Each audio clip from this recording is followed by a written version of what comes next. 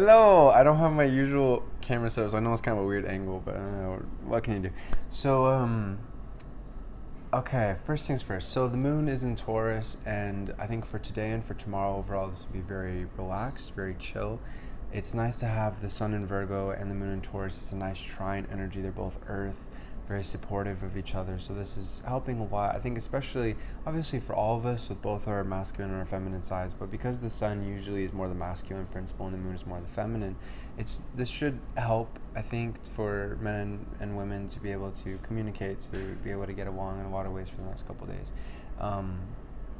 As well as for all of our masculine and feminine sides to be able to get along as well within ourselves.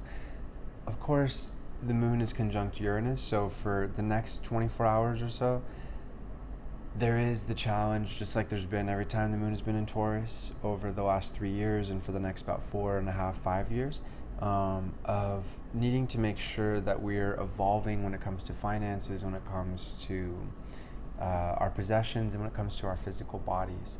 So if there's anything that doesn't quite feel right, it's really important to ask yourself, okay, what can I do to grow in this area? How can I get better? What can I let go of? I think that's a big theme for whenever the transiting moon is conjunct Uranus and Taurus, is what can I let go of to be able to help me to move forward? What burdens can I drop? And this could be belief systems, it could be, I think especially emotional habits. So anything from again, this could manifest in so many ways. By belief systems, I mean like wrong assumptions, like I don't deserve to make more money, or whatever it might be. This is a really good time to inspect these things and to look at these things and to ask ourselves, okay, what do I need? Like really, what do I need? And also the difference between what I need and what do I want, and how do I accomplish those needs? It's a great thing that for the next, I think, day especially is an opportunity for all of us. So I think yeah, getting into okay, no, let's cover this first, then we'll get into the Sun and Virgo season transit. So we've had Mars and Mercury opposite Neptune for the last couple weeks, and Mars is still tightly opposite Neptune, and it will be for the next about week and a half or so. Mars first, I think it's so essential, especially for the next couple days, to be very mindful to make sure that we are not unconsciously projecting our anger onto other people. It is so easy during this time. I like to think of it as this metaphor. We're shooting at somebody in anger, our thoughts or our words, especially our actions, and we hit ourselves, in the back. That's the big thing here. It's so easy to unconsciously project your anger. And the key is to be more compassionate, to be more empathetic of both yourself and the other person. You might be very validly angry during this time, but ask yourself, okay, what is a healthy way to channel this anger? Let's not make excuses for exploding in anger or misdirecting it. This person is really a source of frustration for you in your life, and you need to talk to this person, but instead, I'm just going to take the easy way out and then take it on this person. It's like that. These things don't help us. These things just create more challenge, because then that person that we redirected it to is now validly angry with us, and we're still angry, so of course there's probably going to be a blow up there, and this person is still coming at us over here. It's really important for us to just be mindful during any time, but especially with these energies, because it's so easy, again, to be unconscious with our anger. So it's important to really own our anger too, like, no, I'm angry and this is why, and then we can meditate on it, work out a bit, get this angst out a little bit, and then we can figure out, okay, what can I say and do to be able to resolve that anger? This is a time where this is really crucial, because otherwise we're just going to be creating negative effects that we're going to have to deal with later and or right now. Anyways, it just makes things more complicated. I think this also has to go with motivation. Mars is not just anger, it's not just a sexual drive, it's also motivation, it's our drive in general, our ambition in a lot of ways. And so if you feel lost, ask yourself, what are tangible ways that I can help myself move forward? And you'll be able to find it. I think that's something that's really cool about this opposition is, like with any astrological transit, yeah, there are challenges with every single one, but there are also great gifts. And this is a wonderful opportunity. Even this last Friday, as I think I mentioned in the last transit video, I'm so excited because I have finally my work cut out for me. I have my clear vision of, I know what I'm doing video-wise for the near future, and I know that that's going to help a lot of people. I'm really excited for that. But I'm also very clear now, finally, with this transit going on, because we've been having this transit for the last about 3 weeks, and it's been really tight the last week. It's this opposition has been very tightly opposed, these two astronomical bodies. I finally realized, oh, I can make a short astrological book, and then I'll finish the encyclopedia of energies.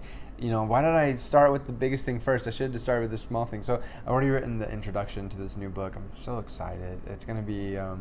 it's called Infinite Love, What I've Learned Studying Astrology, and I'm really looking forward to it. It's going to help a lot of people, and it finally, it's given me something to accomplish in the next couple months, and then I'll get to the other thing, so this is a great opportunity for us to make great leaps forward, and it can... it'll happen like that, where there's that subconscious realization. I don't even remember exactly how it happened. It just kind of struck me. I was kind of in a daze, half asleep, and I realized, I should do this. My thought process led me to that place, and that is in part with the Mercury opposite Neptune as well. But Mars opposite Neptune is, I think, the really key here. That's the beautiful thing, is if we just look at our unconscious, okay, what's bothering me, where do I feel stuck, where do I feel lost, we can make incredible progress during this time, and it'll arise through the subconscious. So again, if we're through dreams, or if we're a little sleepy, or especially if we're meditating, we're really streamlining our mind to be able to receive what we need to receive as per information and inspiration from God, the universe, however you want to put it, our higher selves. I see all of these things as connected. And you move forward, and all of a sudden your burdens are lifted and you're good. So this is really exciting. And again, with Mercury opposite Neptune, also that's really helpful. Thinking logically, okay, what step by step, what is my process? What am I going to do? What is my goals? What are my goals? How am I going to accomplish these goals? And really, this is essential to make the most of. There's no need to ever freak out about transits like this. It's important to not see them as deadlines, but we do need to make the most of the opportunity that is here right now, because it is every transit passes. Even the long-term transits, eventually they pass. So we have Mercury in Virgo, I think, until Monday or Sunday, something like that. So this is a good weekend for anything that you feel like is not in order mentally, that you need to figure out, okay, what is my plan? What do I go about this plan? Now's the time to figure it out. And again, this is a nice opportunity to kind of sit back and relax and let it come to you over the next couple of days. We need to actively be thinking about it, but it's more of a letting it flow, and subconsciously the answer will reveal itself. It's a beautiful thing. I think lastly, two different things. So we have the Venus in Libra trine the Saturn and Jupiter in Aquarius. We've talked about this before, but this is such a cool thing as per relationships of all kinds, platonic and romantic. This is a great opportunity to be able to heal. To heal, sure, but actually it's more so about the healing is more the Neptune and opposition with all that Virgo. It's a great opportunity to be able to connect with others and make that relationship even stronger for the future.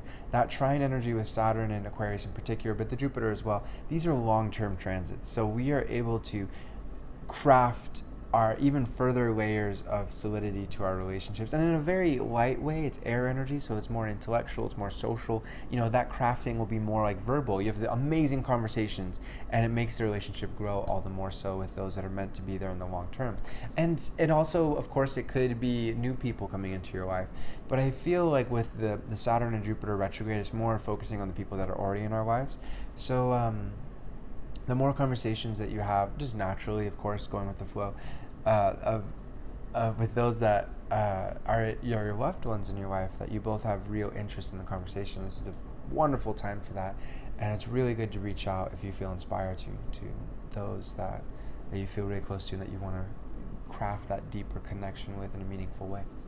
And again, naturally, let's not get into codependence, because that can be a bit of a challenge with these particular energies as well, with Venus in Libra and the Moon in Taurus. But again, as long as it flows, then awesome. And the last thing for today is the Sun is in Virgo. We're about 5 days into this Sun in Virgo season. We are in the last month of summer in the Northern Hemisphere.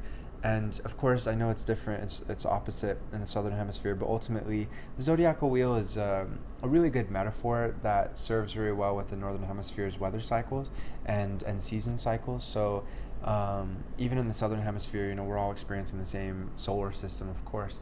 And so it's really good to look at this particular time as wrapping up the last two lunar cycles, the last 2 months, the last 60 days when the sun was in Cancer and in Leo, whenever we have the mutable energy for any season, it is the last 30 days, the last lunar cycle of that season. And so we're wrapping up summer, and this idea, this all that summer symbolizes for all of us around the world, of having fun, growing family, especially with Sun in Virgo, taking our skills to the next level, taking our health to the next level, taking care of our health better than before. This is a time period of wrapping up anything that you started about 2 months ago. So over this next lunar cycle, the next roughly 3.5 weeks with the Sun in Virgo, this is a time period of really figuring out the details to these things. And I think it's really exciting that we have Sun and Mars in Virgo conjunct. Again, we want to balance the logical mind, the rational mind, with that opposition with Neptune, because the subconscious is very powerfully present, and it's important to honor both. If you focus too much on the logical, or if you focus too much on the subjective, you're going to miss out, and ultimately you'll probably have some kind of illusion where your conscious mind is talking too much, your heart isn't able to speak through, your soul is not able to speak through, and you're not listening to the universe. You're not listening to your deeper self. And the other challenge can also be there too, where you're too focused on the subjective and you're not focusing on being rational enough, not focusing on being grounded enough. So for all of us, this is a challenge. We want to make sure that we're keeping this in nice balance. Excuse me.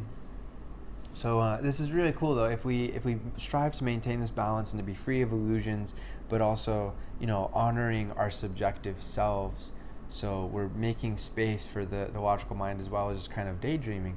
This is this next month we can get so much done. Again, with that book, so looking forward. I might have it done by the time of the autumnal equinox, at the latest by the time of Scorpio season. And for once, I think this prediction is actually a realistic one. It's just, I know what I'm getting into. For all this Virgo, for me, I've worked it out of, okay, what are my goals? How am I going to reach them? And it's good. It's authentic goals. I want to do this book. I need to do this book. I've been meaning to do this book, but I was thinking I would do it later. So it's like, oh, let's do it now.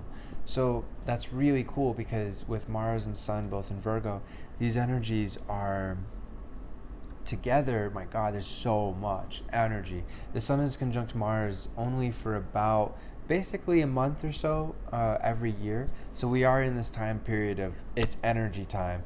We need to figure out mentally this weekend what we're going to be accomplishing over the next month, if we want to be able to get the most out of it and for it to be the most fruitful situation possible.